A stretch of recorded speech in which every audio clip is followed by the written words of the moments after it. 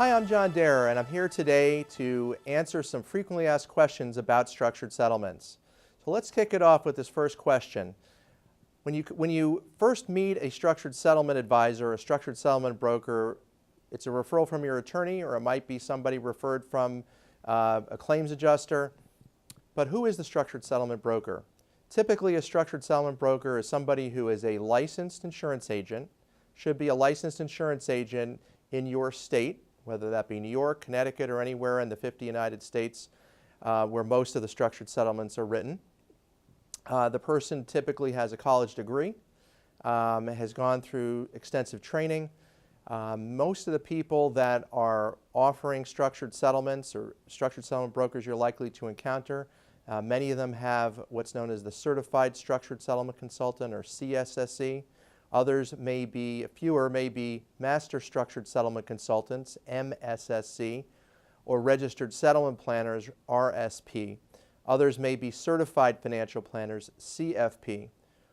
One way you can tell whether the person is licensed is to simply go to the website of your state insurance department, or you can Google your state, like search Connecticut insurance licensees, and you can tell whether the person is actually licensed. But most people are licensed insurance agents and subject to the laws and regulations of all the states that they're licensed in. That should give you some level of comfort. Now, when the subject of structured settlement comes up, especially after you've gone through a long period of litigation, it's a semblance of perhaps not feeling that you're in control. Like, why do I want somebody to control my money? A structured settlement is a good thing. It's designed to help replace lost income. If you're disabled and your earnings capacity has been impaired because of your disability or your injury, for at least for a temporary period of time or for a permanent period of time, it's a good way to provide a foundational level of income. It may take time to retrain you. It's possible you may never be able to work again, but it could take time to actually retrain you to some other type of profession, and while you're doing that, you can get a stable stream of income. If you are a survivor in a wrongful death action, you're a child of someone who died in a plane crash or an automobile accident or a medical malpractice accident or negligence or something like that, having a structured settlement can provide a measured stream of payments to help pay for college. One way it's extremely helpful is once you graduate from college to give you a foundational level of income so that you can go into or you can explore more impressive training programs that might not pay as much, that you might shun because you could make ends meet. You might have to work 2 or 3 jobs. So this is a way to give yourself a little bit of dignity and the ability to explore those potentially more lucrative long-term types of programs. For surviving spouses, it can be a means to replace the lost income from the deceased spouse and provide a means to continue to support the family and ease up some of the financial pressures that might have existed from the time of death to the time of settlement. Here's something that's very, very important, is that you should try to take your time, engage somebody who's qualified, and here's something that's very, very important to realize. You don't need to structure all of your settlements. So it doesn't have to be either I structure or I take cash. You can have some of your money structured, use it for a foundational stream of income, and then supplement that with other strategies or as part of an overall settlement planning strategy. Or you could do more. You can do more, you could do less. But work with somebody who's qualified, who knows how to use the tool and integrate it into an overall settlement plan. While the majority of cases structured come from the realm of personal injury, physical sickness, workers' compensation, or wrongful death, there's still a wide range of possibilities for cases that have taxable damages. For example, with employment cases, you could be talking about gender-based discrimination, sexual harassment, discrimination based on sexual orientation, literally any type of employment-related case.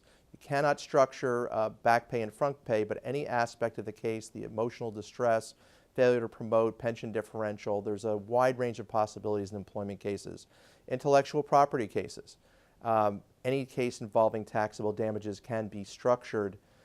Now, why would you structure a taxable damage case? Very simply because if you were to get, for example, a $1 million settlement $1 million settlement does not result in $1 million cash settlement at the end of the day after you pay taxes and pay your attorney fees. So on $1 million settlement, if your attorney takes a third and you pay taxes at a high rate, you could end up with one-third of your recovery basically. And that's not very satisfying, is it? So if you structure your taxable damages, you can get payments over time that are commensurate, for example, with a pension differential or a lost, any type of payment stream or guaranteed payment stream. You can compensate yourself over a period of time and be taxed as the payments are received rather than having it all be eviscerated pretty much in year one. As I said, that's not very satisfying. So what's so special about a structured MSA? Very simply, a structured MSA offers a substantial discount over a cash MSA. It's as simple as that. What is an MSA? An MSA is a means to take into account Medicare's interest, which is something that you're supposed to do if you settle a case for somebody who is on Medicare or is going to be on Medicare within the next 30 months. Typically what happens is there is a life care plan is analyzed, a projection is made, projecting out how much of the settlement money should be allocated to pay for Medicare expenses that are related to the accident or injury that was part of the claim or the lawsuit. So if you project that out over a person's life expectancy, say that's 30 years, if you do a cash MSA, you've got to pay all of those future payments in cash today. It's a large amount of money. If you do a structured MSA, on the other hand, you effectively get to discount that because the gross number gets divided by the person's life expectancy, a certain amount of seed money representing a couple of years of payments, perhaps the first surgery or replacement of a wheelchair, and then the remaining payments get structured over the person's remaining life expectancy starting in year one, or starting after 1 year. And that typically represents anywhere from 25 to 30% discount. So don't waste your money on a cash MSA when you don't need to. If you have an MSA that is $30,000, $40,000, $50,000, you can get a decent savings. On the larger cases, it's even larger savings. Cases where you have a rated age, where somebody has a shorter than normal life expectancy, you can get quite a substantial discount if you've got a long life expectancy and a high rated age. So if someone is a foreign national, are they eligible for structured settlements? A foreign national who lives in the United States, is working in the United States, or has a green card, they are absolutely eligible for structured settlements. If you live in the United States, virtually every carrier will write a foreign national. You can have the money direct deposited into your U.S. bank account. You can get lifetime benefits if you live in the United States. The problems exist when you go overseas. Many carriers will mail checks, but there are a number that will not mail checks. And that's very, very important. So if you're looking for diversification, there might be only, out of the, let's say, 10 carriers or 9 or 10 carriers, there might only be 3 that were willing to mail checks overseas.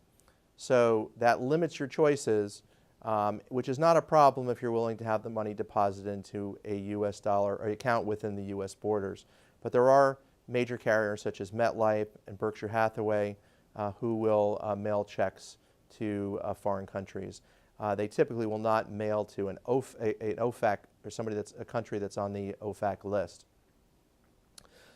So as I said, you can get a structured settlement if you're a foreign national, and you can enjoy all the tax advantages that as far as U.S. taxation. But what's very important to look at is if you are a foreign national, is to look at how your home country taxes your earnings. Some countries tax only the earnings that you earn within their borders, and others tax your worldwide income. That's very, very important. There's one country, Australia, that will not provide a tax exemption for structured settlements. There is no tax exemption for structured settlements unless it's written on Australian admitted paper. So if you're an Aussie national and you get injured in the United States, you have to realize that the Australian tax authorities may not give you the same tax exemption on your structured settlement as you would get in the United States.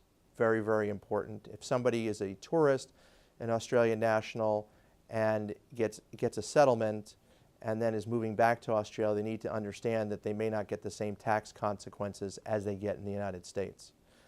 It's important to look into that. On the other hand, I've had the pleasure of working on a case in Canada, a wrongful death case involving a Canadian citizen in a U.S. jurisdiction case, and I participated and successfully got private letter rulings from 2 Canadian tax authorities that gave favorable tax treatment to a structured settlement set up in the United States for the benefit of Canadian citizens, which was a surviving spouse and 2 children. So that is something that's very, very important to look into. That's something that we routinely do, and it's something that you should be aware of. But just being a foreign national does not preclude you from getting a structured settlement. Well, I hope you found this video FAQ to be helpful. It's our intention over the coming months to do several more of these video FAQs as we get more questions from readers, and there's other things that we think that might be helpful to you. We'll also be talking and doing FAQs on financial planning topics and other settlement planning topics that might be of interest to our viewers and listeners.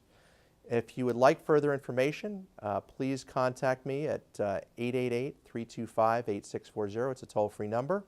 Or you can find other information, useful information, on our website at www.forstructures.com. Thank you very much. Have a great day.